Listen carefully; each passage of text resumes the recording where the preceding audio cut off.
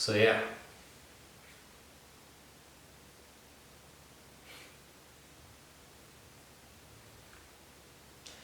So my thoughts on certain things, I think that's actually what I wanted to say in the last colored recording that I made. And so now I didn't turn on my laptop for 3 days. Well, once I turned it off, but I didn't log in, so I turned it off again. Once I turned it on, but I decided no, actually I want to stick with it, because it's also interesting to see what these things do to you. So instead of making a long, lifelong commitment to never watch porn or to never eat again or whatever, you can just make these kind of experiments. Okay, what happens if I, for example, don't watch porn for a week? Or let's say, it's easier to start with 1 week. Or what happens if I don't use my phone for an entire week? And you can, for example, first start with 1 day. What happens if I don't use my phone for an entire day? And then you are not allowed to use any electronics during that day. So you figure out, okay, what should I do? You can, of course, make a plan. You can say, no, I want to go for a walk. And it's quite likely that this walk will not be as pleasant as you imagine it to be, because you are hooked on your phone. The same for electronics. I don't really like these ebook readers, but that's what I have available at the moment, and I still like reading books because it gives me also different kinds of ideas, because I want to progress as a writer, so I take ideas from other people and then shape them into my own. And that's okay to do that, because you only take what you like and you drop what you dislike.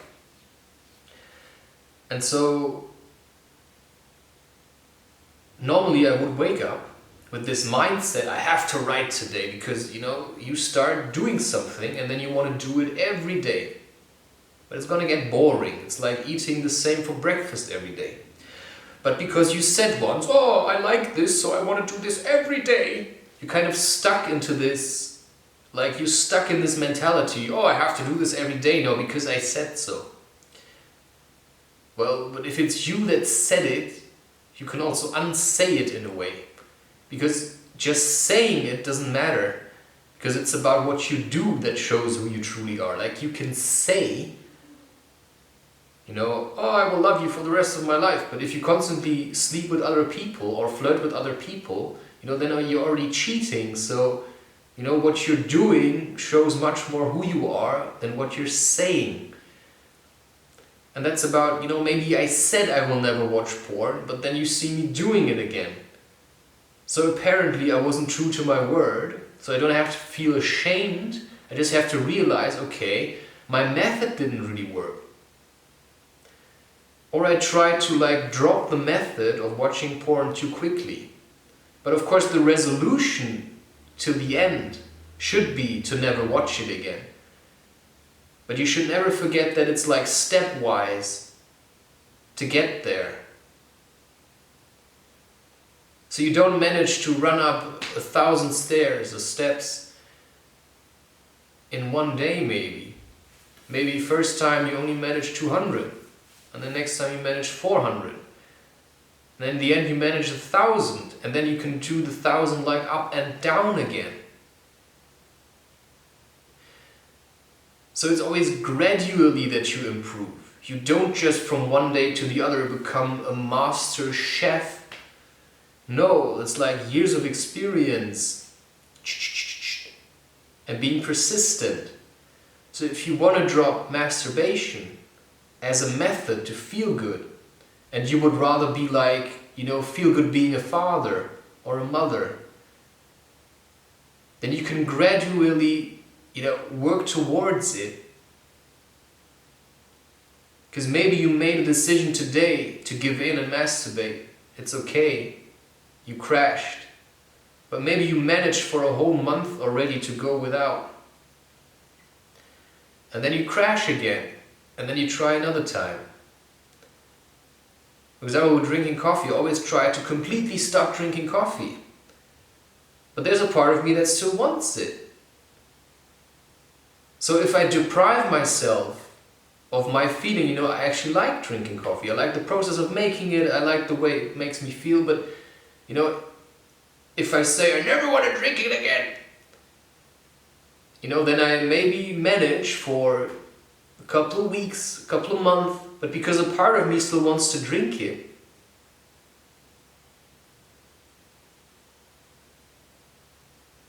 Then there's this kind of yo-yo effect. Suddenly you find yourself overusing it again. It's like masturbation, You say you never want to do it again, and then you manage for a month, and then suddenly you full back in there, like spanking away or something. So instead, it's good to set yourself goals and see it as a challenge. Okay, my challenge is now, one day no phone at all. Pick a Sunday or something. Like you put it on flight mode, you don't check it. From 12 a.m. to 12, 12 a.m. the next day. You don't even look at your phone. You put it somewhere where you can't touch it. And the best way to go about it is then to leave the house. Because if you're going to be in the same room as your phone, it's going to be very hard. Because you're probably, used to checking your phone all the time. And then some people have these flashlights when they get a message so that they can't miss it.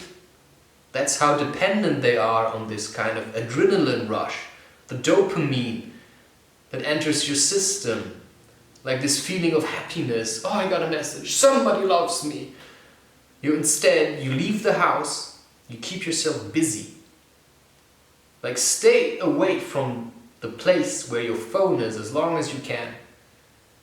Because I've tried things like, for example, if I didn't want to watch porn, I added a filter to my browser. Or like a firewall where I could block certain things. But the problem is I have the key to the firewall, so I can change it all the time. And if I would be really needy, I would just change it. So the best way is just to learn not to do it. But of course, everybody has different things that work for them. So maybe this kind of firewall didn't work for me, but maybe for somebody else it would.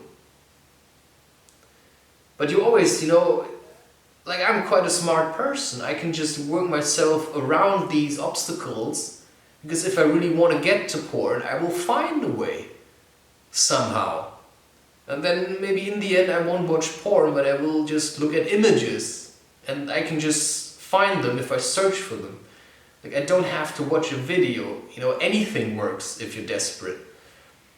So I realized that if you're trying to detox on electronics, which I advise you to, it's stepwise. And once you've managed, for example, for a week to not touch your phone at all, you know already, okay, I'm not gonna die if I don't look at my phone. What did I really miss? Was there really anything important? Usually it's nothing important, but we're afraid it might be. It's why I'm reluctant to put my phone in flight mode, because for some reason I don't get notified of missed calls when I'm in flight mode, and that makes me anxious. Because then I feel what if somebody I love reaches out to me and I won't know? Yeah, that's shit then. And then I put it in, do not disturb mode. But then I still get anxious. Oh, maybe somebody called because it's in do not disturb mode, I can't hear it, so I check it. And 99 times of 100, there's nothing. 99% of the time, nobody ever reaches me. I probably made sure of that by being nasty once in a while. So, you see, it's constantly waiting for something instead of doing something. Some people sit around and wait for a call instead of following another call, which is what their heart wants. And it's once more this feeling of, trying to get this self-value from other people, because when they send you a message you feel good because you can't be that bad if they contact you, rather than just going outside and making experiences on your own. So when I leave the house, as a rule, I don't take the phone, because it's the greatest shit invented to have phones that are not connected with a wire anymore. So yes, we call it a cell phone or whatever, or a smartphone, but rather be smart yourself and leave it at home when you leave the house. You don't have to bring it. Nobody has to reach you ever. How many emergencies have already been resolved because you had your phone with you? Do you really think you are that important that people have to reach you all the time? I don't think so. You should be more important to yourself than you are to other people. Because also, if they depend on you, they don't have to be strong for themselves, and that might make you feel strong, but also really dependent, because then you're depending on people to like you instead of liking yourself. So yeah, it is hard to spend a lot of time on your own, and it will be hard in the beginning to leave your phone, but like I said, it will get easier, and you don't have to do it every day, but it may get to a point where you actually start hating your phone, because it starts to take you out of your happy zone. Because you get so used to doing things by yourself and being okay with being alone. Of course, that takes some practice. That you don't want people to disturb you, because now they're actually able to disturb you. So I think it's a great exercise to just start leaving your phone for 1 day a week. The whole day, just turn it off. Put it somewhere where you can't get to it, or just, make a resolution for yourself. I'm not going to touch the phone every Sunday or something. I don't know. Whatever works for you. But it's already the mindset, that you're trying. You don't have to succeed all the time. But it's about struggling, to make it happen. Tough mudder, you want to finish. Your mindset is on reaching goals rather than continuing with what you're doing. You have to have a goal.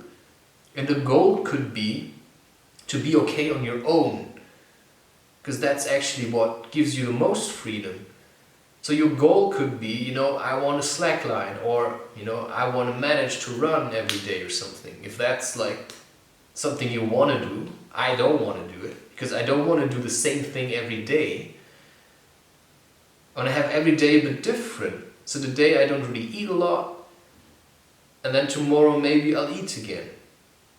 But also eating sometimes takes me out of my happy zone, and that's quite weird, because you would think that actually eating gives you energy, while I have the feeling sometimes eating actually drains a lot of energy, especially eating 3 meals a day. Makes me more tired than active. So actually being a bit hungry is quite a desirable state. Because you feel empty more, and then you fill yourself with other things. Plus, staring at your phone won't really change much. And I have the same with laptops. Sometimes I just watch movies just to pass the time, instead of doing something. I'm recording something which helps me in the future. Because I do it now, I don't have to do it in 3 months. But for that I also set myself a task. Now I'm playing with this a bit, every 3 days, one video is going to be published on YouTube. Every 3 days. So I make sure I plan ahead. Till the end of the year, I have that done already, and then, I figure out other things to do. Then I can focus more on writing books again, because then I have my YouTube channel out of the way. But at the same time, I also like doing YouTube productions. So I have to also figure out, maybe not to schedule too far ahead. Like with my podcast, like the whole year is already done. So I can't do that anymore. But it's okay. So now I focus on YouTube. And it's also hard to do too many things at once. That's why I say like small things and then you increase. First you do 1 day and maybe 2 days and then maybe 4 days. And then maybe 1 time a week without your phone. And then maybe you try 1 month. Because otherwise you're gonna live in that kind of world or mindset that a lot of people have to take pictures of everything.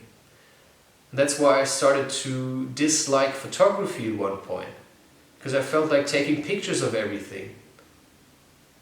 And that gets quite obsessive, because what are you doing with all these pictures? So now if I don't have like something to use a picture for, like a book, I don't take pictures, but I gather ideas for pictures. And maybe one day I write another book, and then I have a new idea for a picture, and I quite like that. So it's also, you know, to have a goal, and also why are you doing it? Like, what are you posting on social media for? Like, if you're not promoting your own business, it's kind of useless to just do it for yourself. Like, why? Like, if there's no purpose behind using these things, like I have a purpose with doing YouTube and writing books, I have a purpose. I want to introduce change in my life and into the life of other people, because I realize that that's what I'm good at.